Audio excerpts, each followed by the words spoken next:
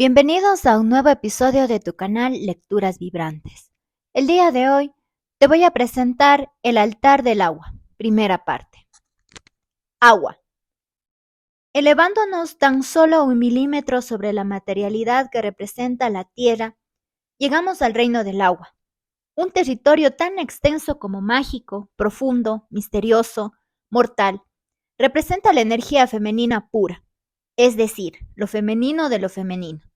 Aquí honramos la energía universal de la Gran Madre Universo, así como todas las manifestaciones femeninas, hasta llegar a nuestra Madre, portal en nuestra vida de esta energía. El agua es también el símbolo universal de la sexualidad, la sensualidad y las emociones, positivas y negativas, evolutivas e involutivas. En este segundo altar se manifiesta el instinto de reproducción y su sombra es la culpa. También representa a la humanidad del conocimiento, mas no a la sabiduría, pues como veremos más adelante, la sabiduría es atributo del aire.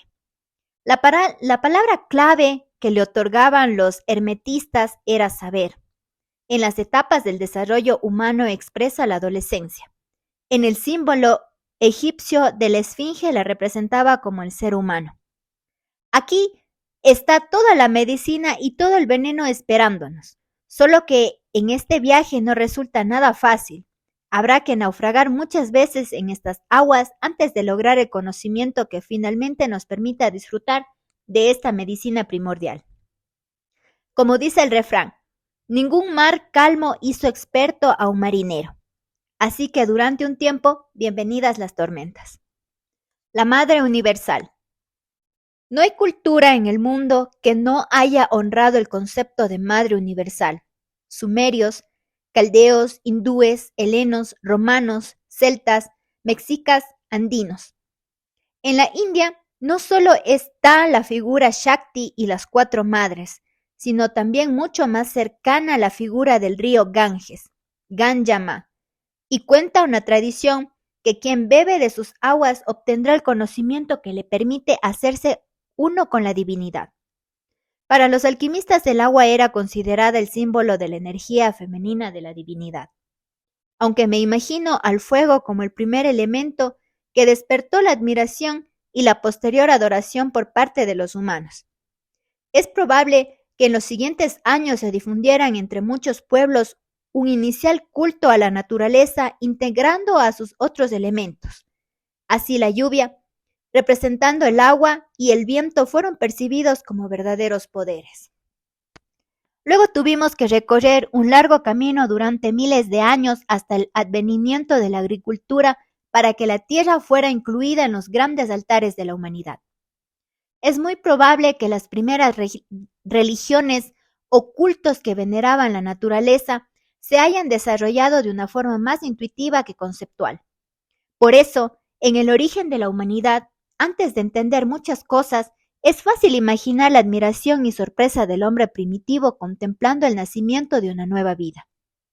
Imagínese su rostro barbudo e impávido viendo salir de entre las piernas de su compañero un nuevo ser. Casi por intuición, debe de haberle otorgado a la mujer ciertos poderes mágicos que él ignoraba tener.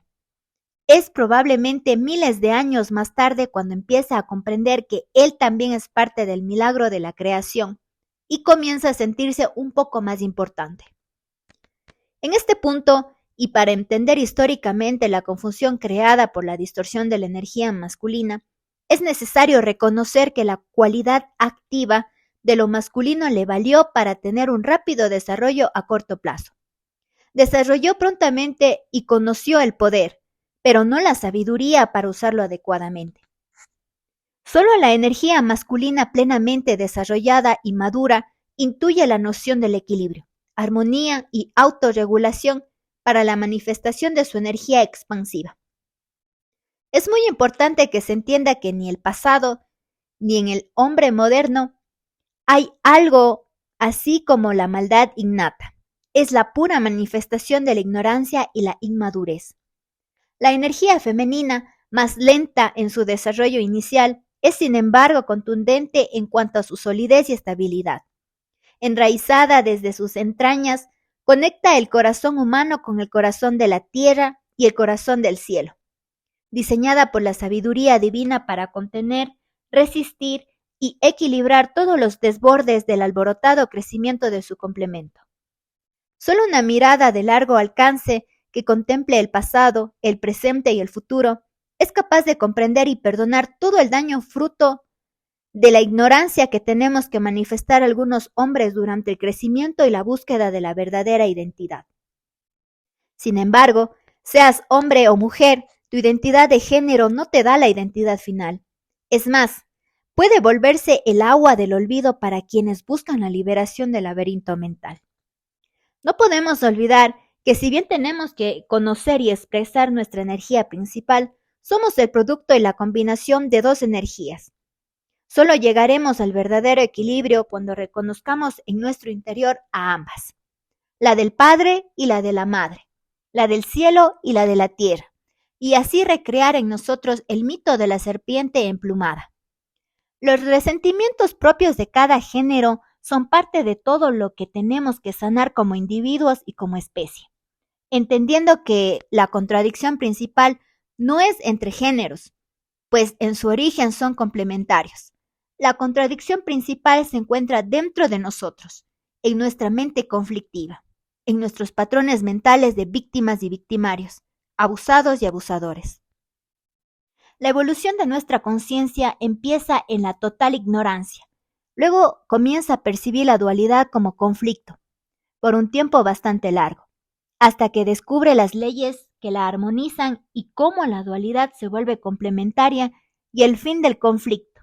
Mente y corazón trabajan juntos en este plano al servicio de la naturaleza y de la evolución.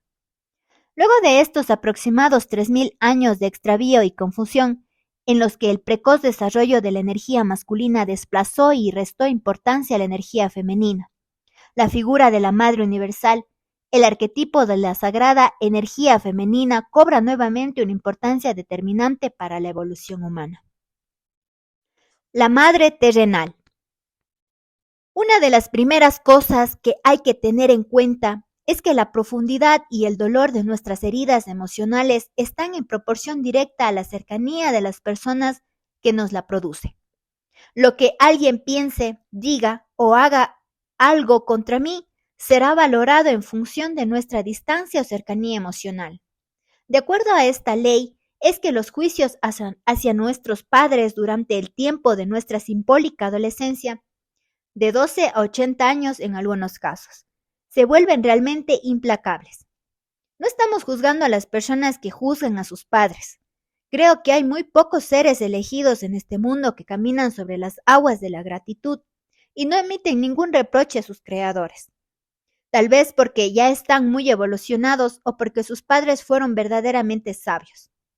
Es parte casi inevitable de nuestro crecimiento justamente debido a que son las primeras figuras de nuestro mundo emocional, que los errores de nuestros padres son tomados tan personalmente y juzgados con tanta severidad.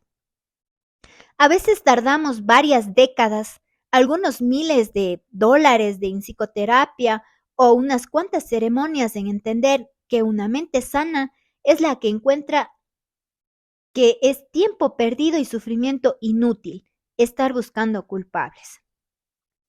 Como veremos más adelante, la culpa es parte de la enfermedad del segundo altar.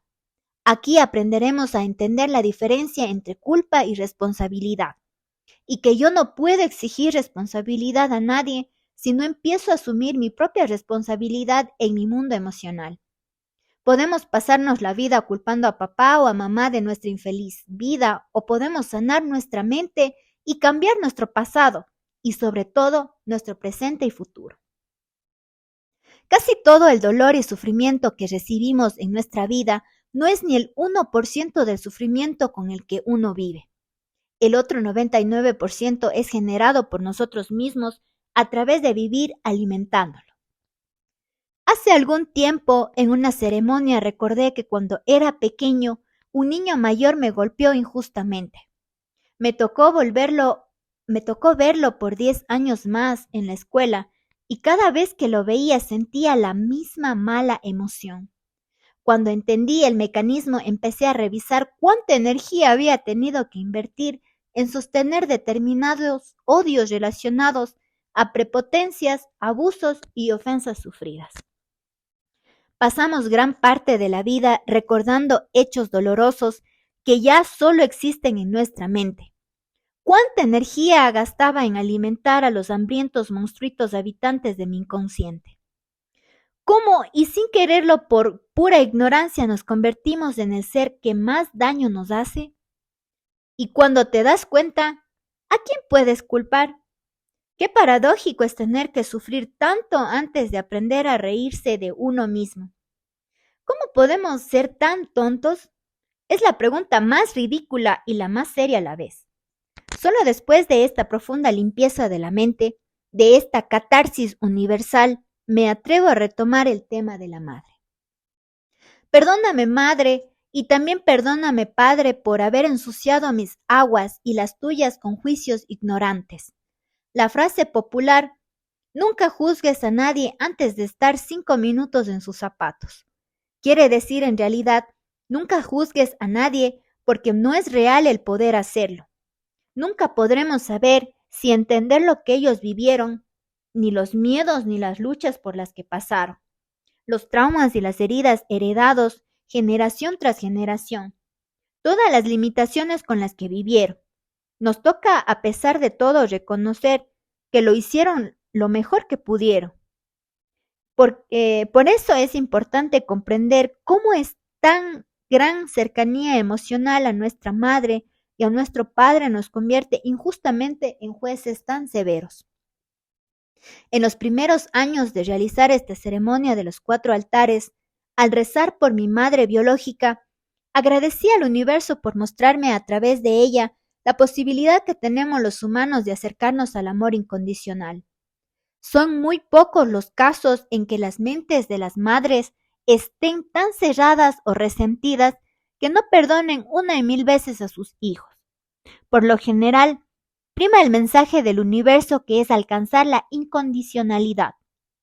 Hay que entender que no solo el crecimiento de nuestra conciencia, sino nuestra salud física depende de la paz y la armonía de nuestro mundo emocional.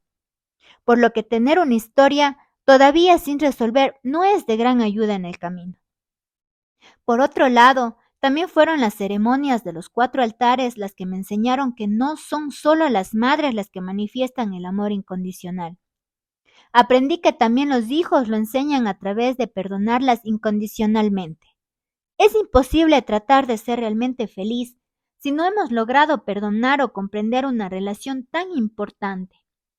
En todo caso, una vez más quiero recordar que los juicios que hacemos sobre los demás no solo son objetivos, sino altamente relativos, en el sentido de cuánta energía inviertes al tratar de no ser mezquino y ser un poco más generoso con los demás.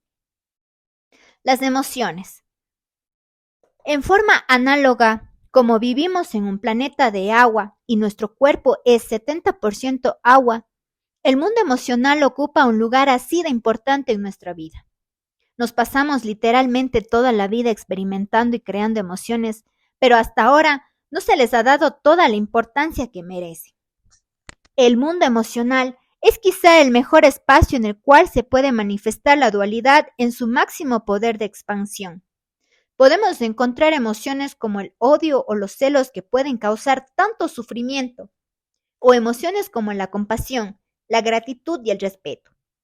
Para entender cabalmente los patrones mentales, también es necesario entender la mecánica de la relación con nuestras emociones.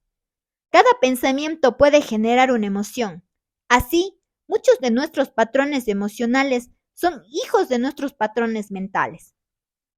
La calidad de nuestras emociones depende de la calidad de nuestros pensamientos, y son las emociones, en definitiva, quienes tienen el poder de crear estados más duraderos y reales en nuestro ser a través de sustancias como neurotransmisores y hormonas. Cuando nuestra atención se dirige no solo hacia afuera, sino también hacia adentro, uno puede observar cómo se dan estos procesos internos y sobre todo cómo podemos influir en ellos. Las impresiones y los estímulos entran a nuestra vida y a través de los sentidos aunque paralelamente son captados energéticamente por todos nuestros altares. Esta información sensorial pasa de un acto a nuestro intelecto, quien en cada suceso emite juicios que solemos llamar pensamientos. Cada juicio, pensamiento bello o innecesario, responde cómo está configurada la mente de cada individuo, a sus patrones mentales construidos en su pasado, en base al placer o al dolor que le tocó experimentar. Mas cada vez que surge un pensamiento, este genera una emoción afín al pensamiento y ambos vibran y resuenan en la misma frecuencia. Bellos pensamientos crearán bellas emociones y oscuros pensamientos crearán oscuras emociones. Por lo tanto, somos los únicos responsables de nuestros estados emocionales, tan solo por permitir o no determinados pensamientos. Este hecho de descomunal importancia no queda solo ahí. Las emociones no solo generan nuevos pensamientos, que a su vez generan nuevas emociones, sino que se conectan con la parte física a través del sistema nervioso y el sistema endocrino, el cual activa la producción de sustancias muy poderosas como hormonas y neurotransmisores que afectan físicamente a todo nuestro organismo. Un ejemplo muy claro es el de la adrenalina, que es activada por un estado emocional en el que presentimos peligro. Ante una situación de peligro percibida por nuestros sentidos, el intelecto crea la emoción miedo y ella dispone que se descargue la adrenalina en nuestra sangre como respuesta adecuada a esta situación. Existen cientos de sustancias que están afectando permanentemente todo nuestro ser, y la mayoría de ellas tienen su origen en el pensamiento. Pero así como existen sustancias que podríamos llamar neutras, existen muchas otras que son verdaderos venenos que intoxican todo nuestro cuerpo. La ciencia ya ha identificado algunas con nombre y apellido, pero en general les llaman neuropéptidos o neurotoxinas. Estas son generadas por todo tipo de emociones negativas, como el odio, la envidia, la cólera, la venganza, la frustración, la indiferencia, los celos, la autoconmiseración, la maledicencia y el rencor. La vieja frase, el rencor es el veneno que uno toma pensando que puede matar a otro, cobra valor científico. En conclusión, no solo nos intoxicamos emocionalmente, sino que vamos destruyendo nuestro cuerpo con sustancias corrosivas. El estrés es uno de los mayores generadores de acidez, creando el perfecto ambiente para todo tipo de enfermedades. Sin embargo, existe la posibilidad de usar esta misma maquinaria para generar un efecto opuesto. Buenos pensamientos generan buenas emociones, las que producirán en nuestro cerebro pura medicina. El DMT, la serotonina, la dopamina, las endorfinas, la anandamina, son algunas de las muchas sustancias que podemos producir mediante el pensamiento. Todos estos son neurotransmisores endógenos que a la vez retroalimentan nuestros estados emocionales.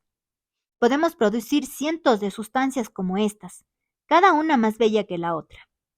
Las plantas maestras nos abren las puertas a un gran entendimiento, pero luego cada uno tiene que asumir la responsabilidad de dónde quiere vivir, si en el paraíso, la tierra o en el infierno de sus emociones, si en la mentira y en el fraude o si en la luz y la honestidad, al precio que sea.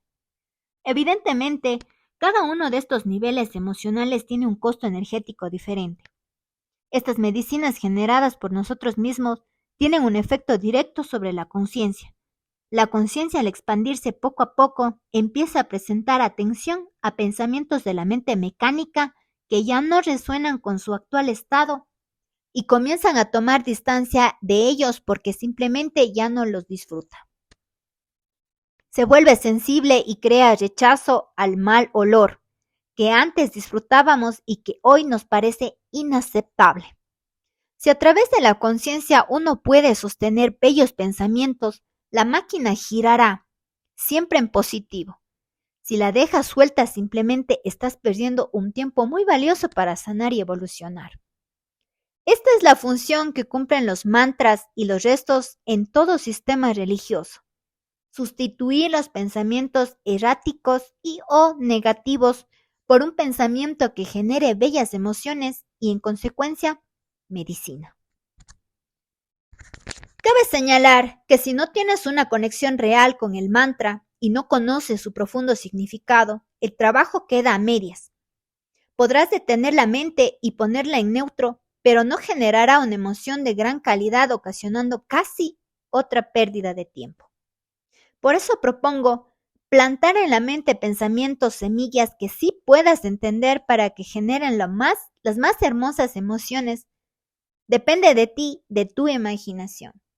Según la tradición hindú, cada chakra está complementado con una valiosa información, como la deidad, el yantra y el mantra que los representa.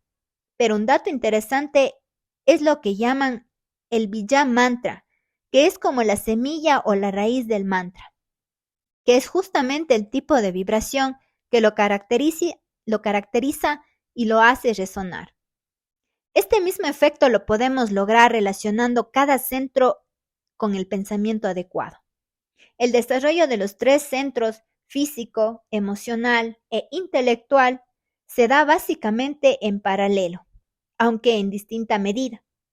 Es decir, que si bien se desarrollan los 3 simultáneamente en su forma primaria, hay personas que muestran con claridad un notable desarrollo en alguno de estos 3 centros, sin que esto signifique el desarrollo de un pleno y armónico equilibrio.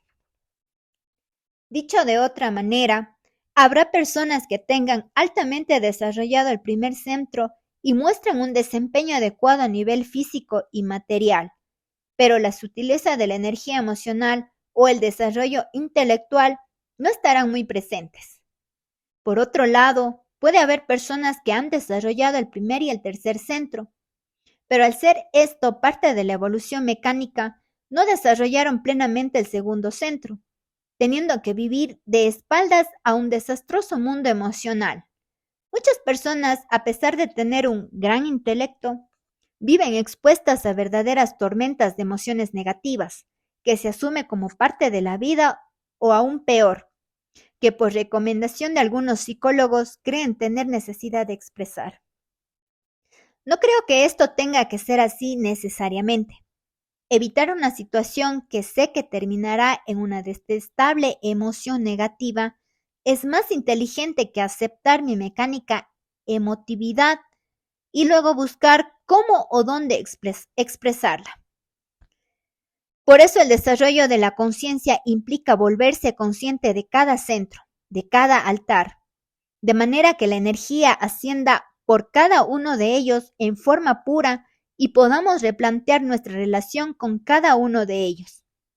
Tenemos que llegar al pleno desarrollo del centro intelectual y luego tener la humildad de revisar nuestro mundo emocional y comprobar que no le corresponde a un intelecto verdaderamente desarrollado el experimentar emociones negativas. Muchas veces, fruto de condicionamientos mentales. Es muy importante entender que no estamos hablando de reprimir emociones, sino de entenderlas y reconocer los patrones mentales que las producen. Otro hecho importante a destacar en cuanto a nuestras emociones es que normalmente los estados emocionales son más duraderos que los estados intelectuales. Es muy fácil comprobar cómo nuestros enojos pueden durar varias horas, generando neurotoxinas durante todo este tiempo, retroalimentando el estado. Por lo que es nuestra responsabilidad reconocer cuánto tiempo al día pasamos en estados emocionales negativos, neutros y positivos, sabiendo que son solo los últimos los capaces de transformarnos permanentemente. Honrar la medicina del agua significa tener la palabra justa y la emoción perfecta para ayudar a quien lo necesite. No está bueno dejarse arrastrar por el juego de las emociones para terminar todos ahogándonos en una bañera. Vaya si es complicado limpiar las propias aguas para no hundirnos en esas tormentas y apasionadas emociones, que mientras las estamos viviendo parece imposible al separarnos un milímetro de ellas. Es impresionante el poder que tienen las emociones sobre nosotros, la capacidad de convencernos de que somos ellas, de crear este apego casi indisoluble. entre nosotros y nuestra ira, entre nosotros y nuestra envidia, entre nosotros y nuestra soberbia, entre nosotros y nuestro resentimiento. Pareciera que mientras estamos atravesando una intensa emoción, no hay poder en la tierra que nos haga recuperar nuestro centro, nuestra conciencia. Este es el verdadero poder de la ilusión en su máxima expresión, la divina Mahamaya. ¿Quién se puede atrever a decirnos que nuestro enojo no es justificado, que nuestro sufrimiento no es real? En un punto muy adentro de nosotros mismos, sabemos que todas esas emociones son parte del cuento que nos hemos montado como parte de nuestra falsa identidad. El descubrir que la verdad duele tanto hace que nos alejemos permanentemente de ella. Nos cuesta demasiado reconocer o admitir cómo podemos ser tan ignorantes al saber que somos la persona que más daño nos puede hacer en la vida. Es tan fácil recurrir a la emoción de buscar culpables afuera y encontrar miles de razones y argumentos para justificar por qué no podemos ser felices. En vez de gastar tal cantidad de energía intoxicándonos y volviéndonos negativos, insultando a padres, hermanos, parejas, amigos, políticos, presidentes y extraterrestres, podríamos redirigir ese pequeño porcentaje de esa energía para detener ese patrón emocional de buscar culpables y dejar de exigirles que nos den la felicidad que nosotros mismos no somos capaces de darnos. Esta toma de conciencia es una declaración de dignidad, es nuestro reencuentro con el poder y la responsabilidad en cada uno. Nadie puede hacerte más daño que tú mismo. Nadie puede engañarte más que tú mismo. Nadie puede amarte más que tú mismo. Ahora ya no hay más excusas. Toda la responsabilidad que depositas en los otros sobre la felicidad o infelicidad es parte de tu cuento. Ya lo sabes y tú decidirás qué haces con eso. Como ves, desde tiempos inmemorables el agua no solo representa la sensualidad y el placer, sino fundamentalmente el conocimiento. El conocimiento que te ayuda a vivir bien, a salir de las trampas de las propias aguas. El conocimiento que te enseña a distinguir entre el agua medicina y el agua veneno. El conocimiento que te muestra cómo y en qué medida el veneno se vuelve medicina. El conocimiento que refleja esa luz divina sobre nuestras aguas para mostrarnos nuestras emociones tal como son.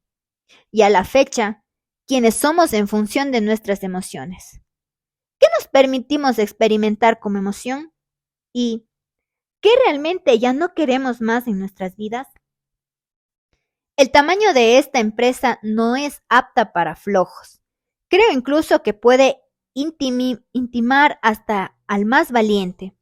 Más por ventura la rueda gira y nos permite aproximarnos una y mil veces hasta lograr que nuestras aguas sean pura medicina.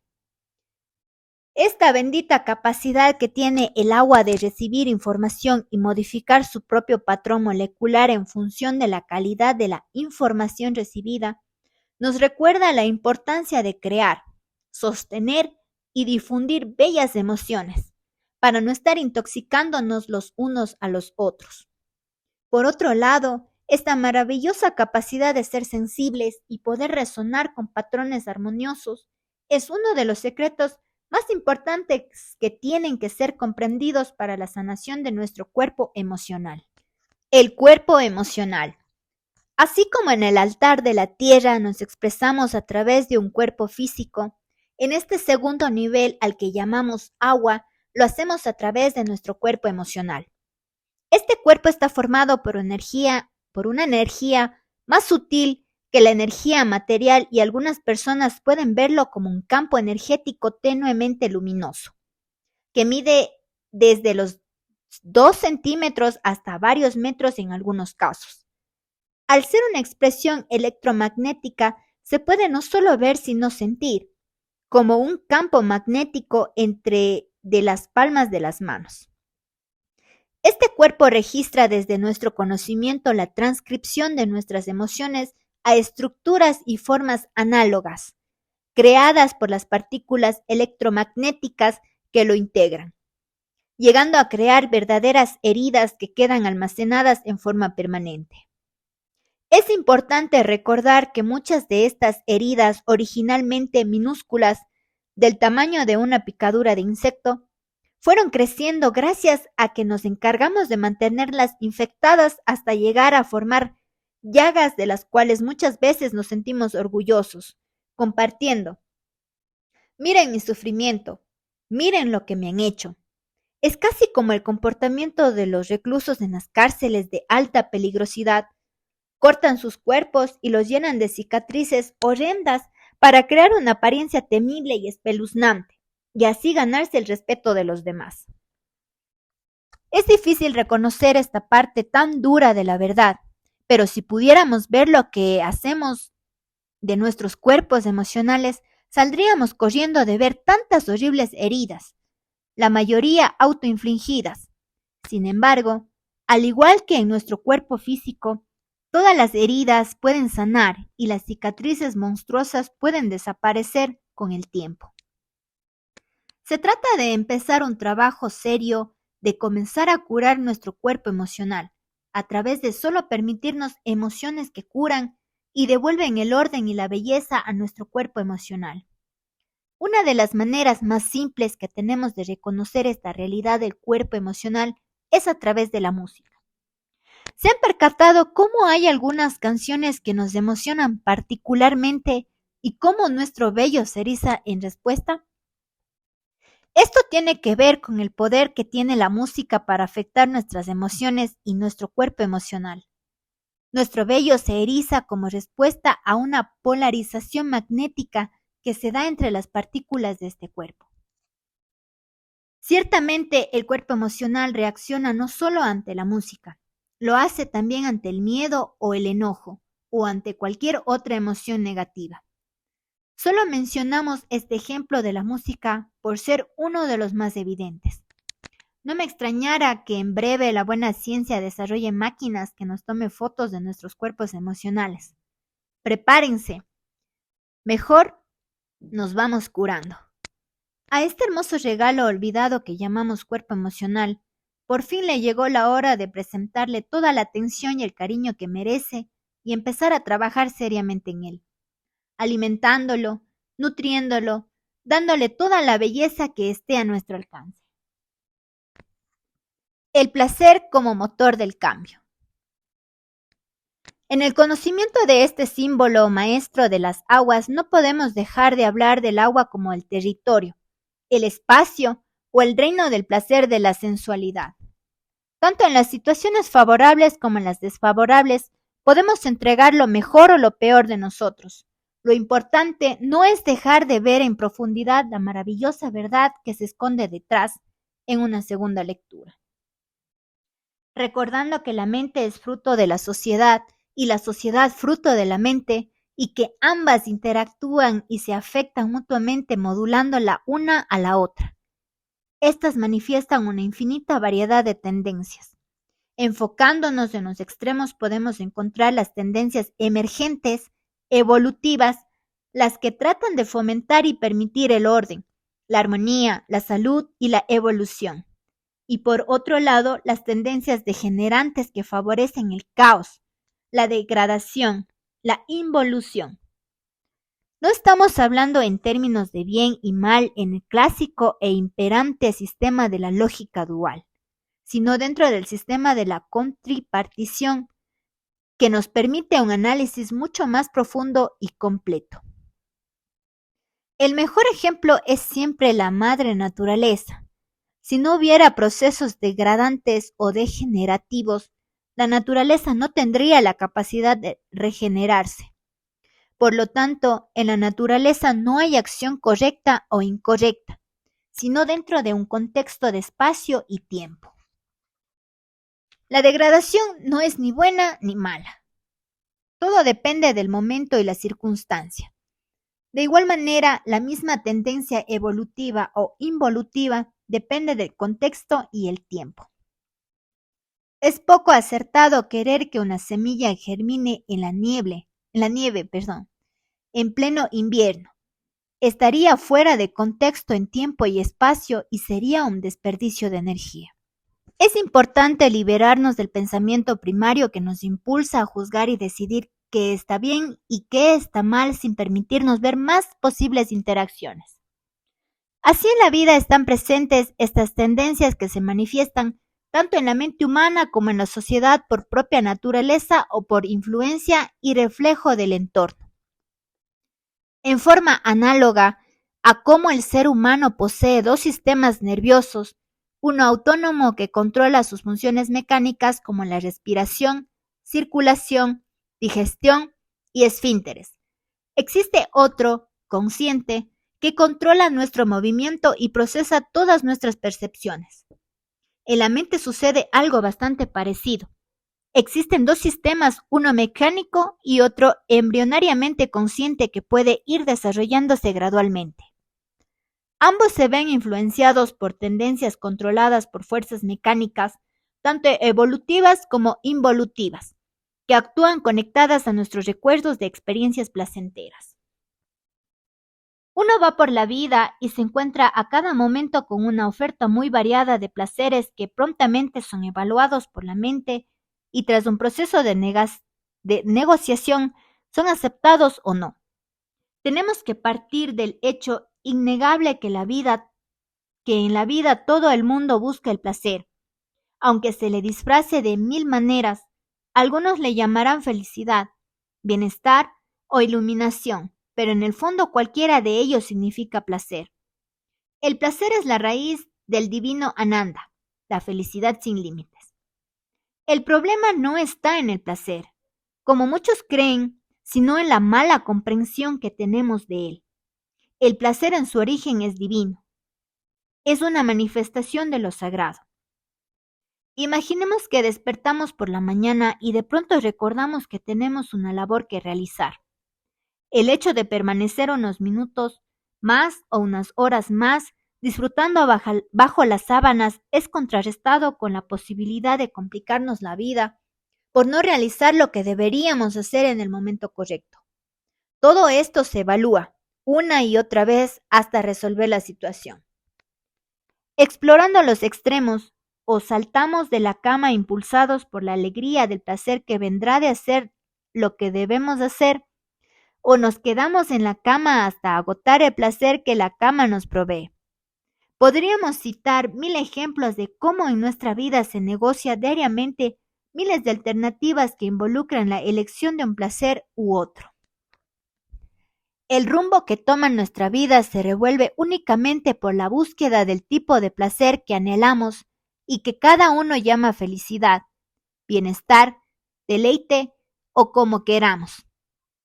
De esto se trata la vida, de buscar placer y paradójicamente por buscar vivir permanentemente en el placer es que cometemos desde los pequeños errores cotidianos hasta las mayores atrocidades. Todo por no entender en profundidad este tema.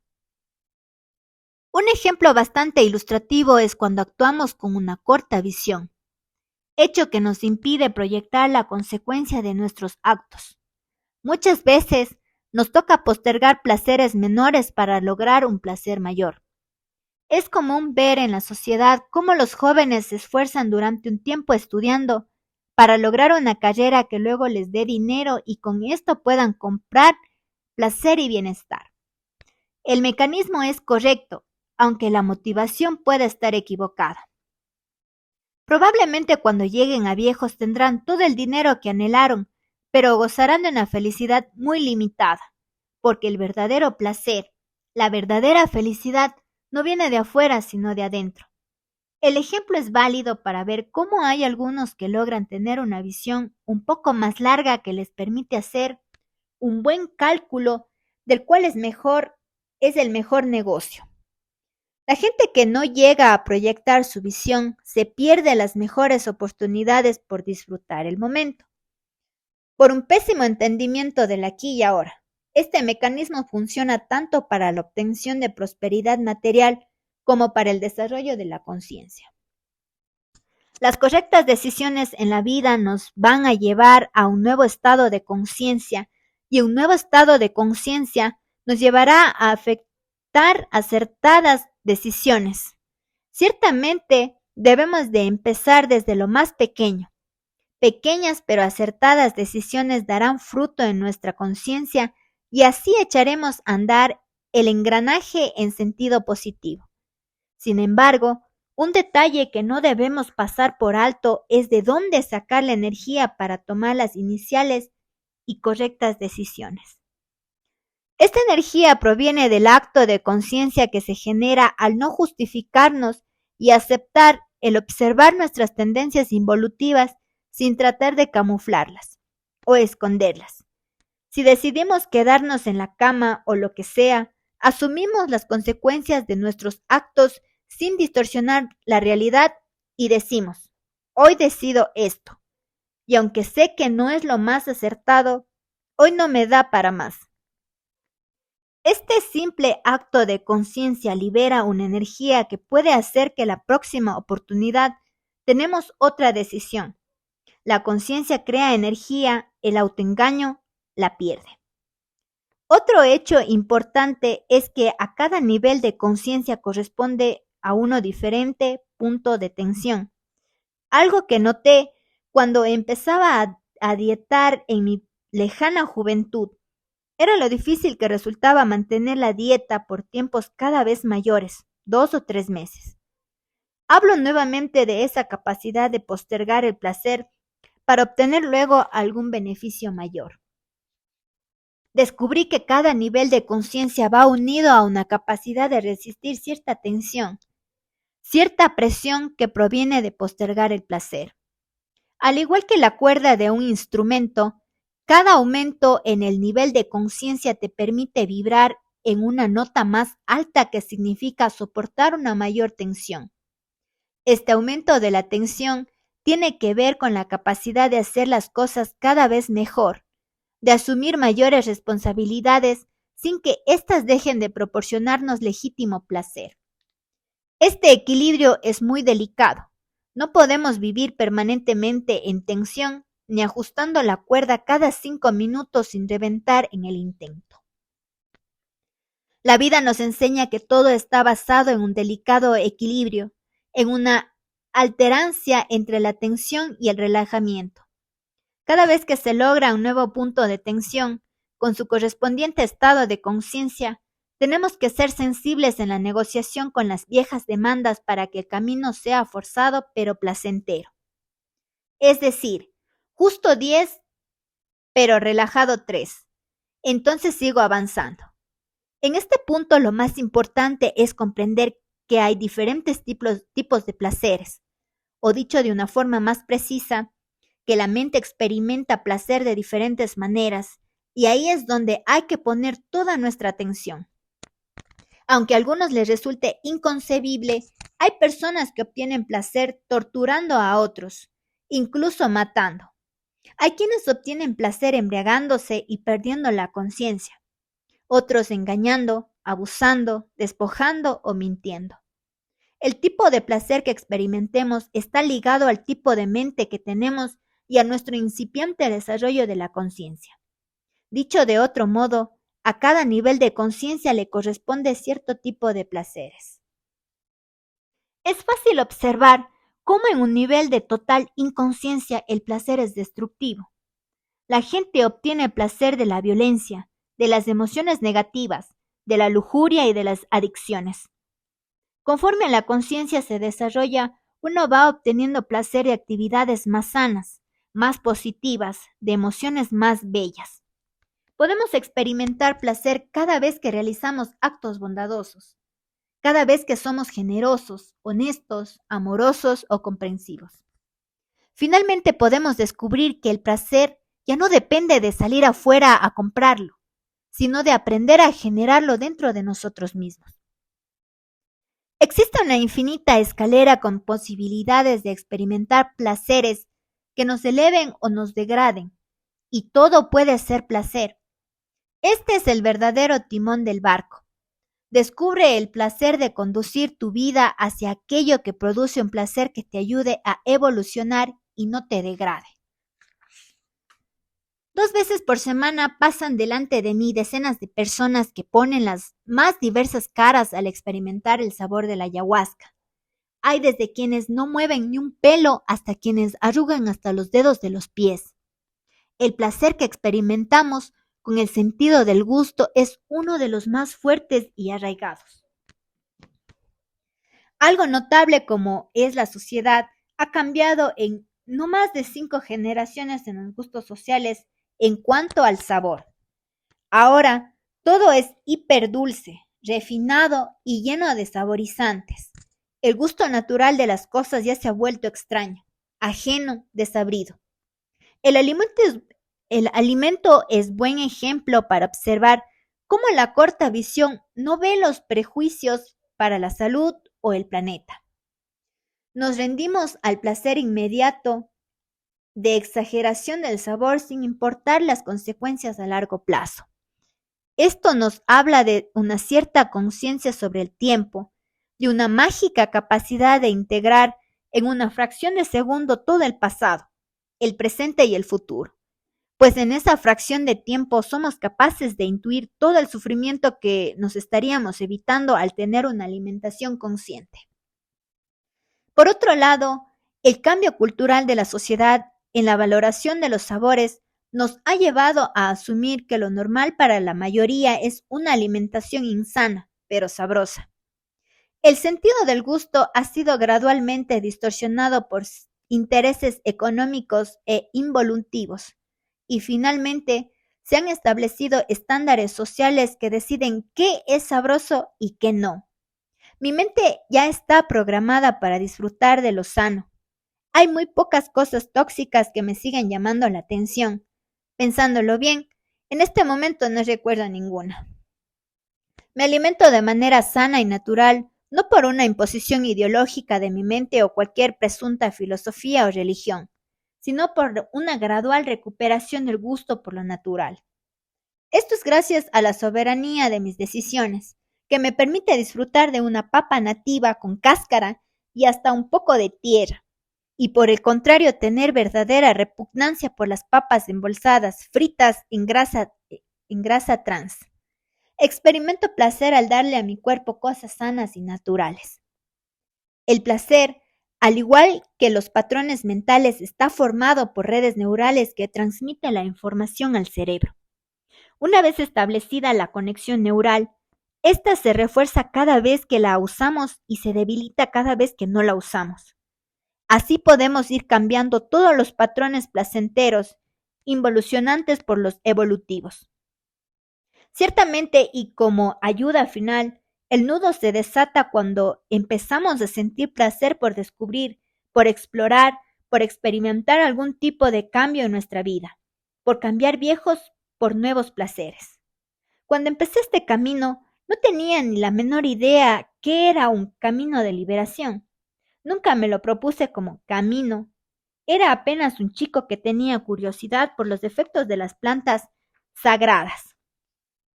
Jamás me hubiera imaginado que iba a convertirse en un camino hacia la conciencia, que me enseñaría principalmente a comprender y dejar atrás la mente y el sufrimiento. Jamás me hubiera imaginado que esto es lo que llaman un camino espiritual, y que un camino espiritual consiste principalmente en el conocimiento y la búsqueda del divino placer. Esta última y provocativa frase hace que mucha gente confundida se asuste ante la palabra placer, por relacionarla inmediatamente con su genitalidad y toda la culpa que el mal uso de su sexualidad ha generado. A muchas personas les cuesta abrirse a todas las posibilidades de experimentar placer o felicidad sin sentirse culpables, y les cuesta mucho el reconocerlo no solo como un verdadero motor, sino también como el timón del barco. Es una lástima que para muchas tradiciones religiosas el placer sea algo proscrito y pecaminoso, algo que por naturaleza el opuesto al camino espiritual, algo de lo que hay que huir, esconderse y si te toca, culparse y arrepentirse. En la actualidad, a más y más gente desde un centro intelectual un poco más maduro les cuesta aceptar dogmas tan absurdos. Por lo general, Las personas que se entregan amable y felizmente a los dogmas no han sentido aún la energía del tercer altar, reclamando un poco más de espacio y respeto por la racionalidad. Esta parte es un poco controvertida, pues sin ningún ánimo de ofender, creo que sí se debe haber gran claridad y transparencia sobre el producto que queremos ofrecer. Si declaramos que cualquier camino o religión es solo un paso para llegar a una mejor condición de ser humano, todo está bien, pues estamos siendo honestos. Pero si decimos que tenemos la verdad final y atemorizamos a quien no nos quiere creer, esto se convierte en un terrorismo espiritual y estamos en serios problemas. Todo abuso es una falta de respeto. En nuestra ignorancia, la que está causando graves problemas a los demás. No es tan fácil exonerarnos de la responsabilidad diciendo que la culpa es de quien me cree. No solo hay una responsabilidad compartida entre engañador y engañado, sino que el engañador, y esto es también bastante triste, está deteniendo su propia evolución. Por el lado de las personas que confían todavía en los dogmas, es claro que aún no han llegado el momento de abandonar este tipo de estructura. Y en medida que naturalmente se desarrolla la energía del tercer altar, uno resonará más con caminos menos dogmáticos. Gracias por escuchar esta primera parte del altar del agua. Para más contenido, dale me gusta, suscríbete y comparte.